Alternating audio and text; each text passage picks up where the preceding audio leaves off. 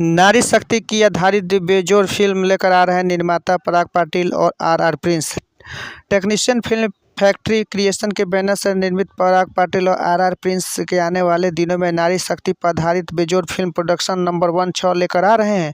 इस फिल्म की कहानी मनोज नारायण ने लिखी है और इस फिल्म के निर्देशक भी उन्होंने ही किया है। इस फिल्म की शूटिंग इन दिनों नेपाल के खूबसूरत जगहों पर चल रही है। फिल्म का निर्माण भव्यता के साथ बड़े पैमाने पर किया जा रहा है। कहा जा रहा है कि यह फिल्म भोजपुरी में बनने वाली अब तक की सबसे अच्छी फिल्में साबित होंगी।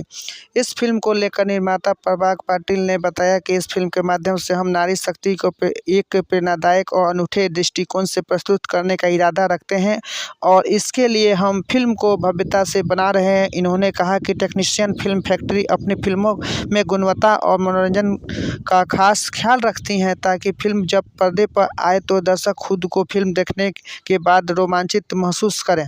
इसी उद्देश्य के साथ हम अपनी नई फिल्म की बना रहे हैं जो जल्द ही पूरी हो जाएगी और सिनेमा घरों में रिलीज की जाएगी।